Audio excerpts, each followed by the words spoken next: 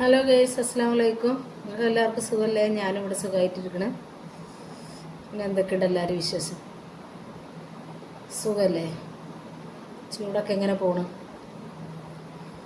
സഹിക്കാൻ പറ്റാത്ത ചൂടല്ലേ? അപ്പോൾ ഇന്ന് നമുക്ക് ചക്ക ചിപ്സ് ഉണ്ടാക്കാം. അപ്പോൾ അതിന് വേണ്ടിയിട്ട്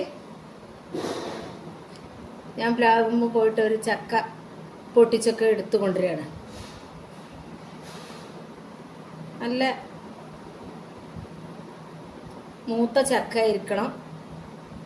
പിന്നെ ചോള കട്ടി കുറഞ്ഞ ചക്ക ആണെങ്കിൽ നല്ല ഉഷാറാണ്. ഇനിയിപ്പോൾ നമ്മുടെ കയ്യിലുള്ള ചക്ക ഏത് ചക്കയാണെങ്കിലും അത് വെച്ചുണ്ടാക്കട്ടോ. അപ്പം ഞാൻ ഉണ്ടാക്കിയിട്ടുള്ള അഭിപ്രായങ്ങളാണ് പറഞ്ഞത്. അപ്പോൾ ഈ ചക്കൻ്റെ ഞാനിപ്പോൾ എടുക്കുന്ന ഈ ചക്കൻ്റെ ചുള നല്ല കട്ടിയുള്ള ചുളയാണ്.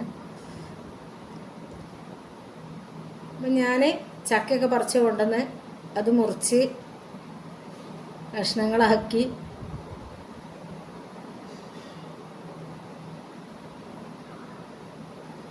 ഇരിഞ്ഞൊക്കെ കഴിഞ്ഞതിൻ്റെ ശേഷം വെട്ടി മുറിച്ച് കഷ്ണങ്ങളാക്കി പിന്നെ ഇരിയണം. കട്ട് ചെയ്യണമെന്ന് ഞാൻ പിന്നെ വീഡിയോയിൽ ഉൾപ്പെടുത്താവുന്നതാണ്. നിങ്ങളിപ്പോൾ ചക്ക കട്ട് ചെയ്യണമൊക്കെ കാണിച്ചല്ലോ. അപ്പം അങ്ങനെ ഞാൻ ഈ ചക്ക എടുത്തപ്പോൾ പിന്നെ ഇതിൻ്റെ ചോളയും കുറച്ച് മാത്രം ഉപ്പേരിക്ക് ചിപ്സിന് എടുത്തിട്ടുള്ളൂ. ബാക്കി പിന്നെ ചക്ക ഉപ്പേരിയാക്കി വെക്കാൻ വേണ്ടി എടുത്തേക്കാണ്.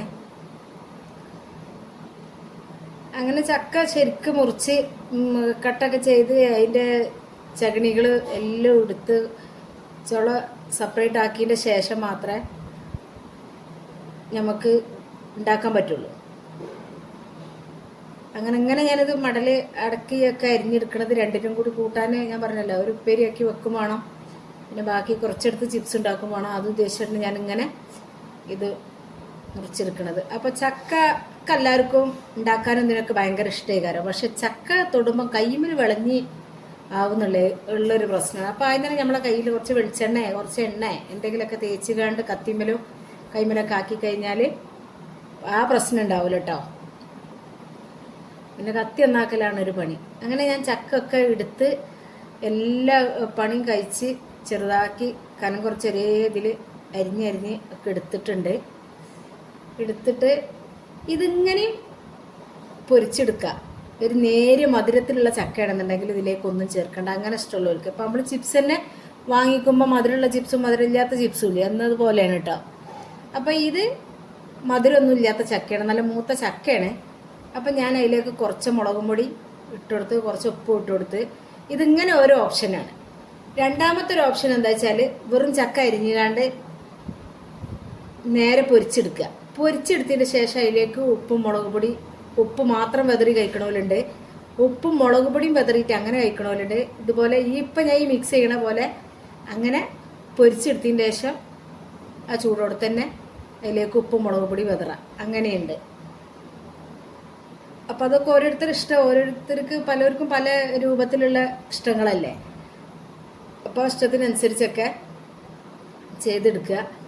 ഞാനിവിടെ എല്ലാ രൂപത്തിലും ഉണ്ടാക്കിയെടുക്കലുണ്ട്. ഇളം മധുരമുള്ള ചക്കയിൽ മുളക് പൊടി മാത്രം ഇട്ട് പൊരിക്കലുണ്ട്, ഒന്നും ഇടാതെ പൊരിച്ചെടുക്കലുണ്ട്. ഇതേപോലെ ഉപ്പും മുളകും മാത്രം ഇട്ട് പൊരിച്ചെടുക്കലുണ്ട്. ഇങ്ങനെയൊക്കെ ചെയ്യലുണ്ട്. എല്ലാം ചക്ക ആകുമ്പോൾ നമ്മൾ വിഷാംശങ്ങളോ ഒന്നും ചേരാത്തതായതുകൊണ്ട് എങ്ങനെയും നമുക്ക് തിന്നാം.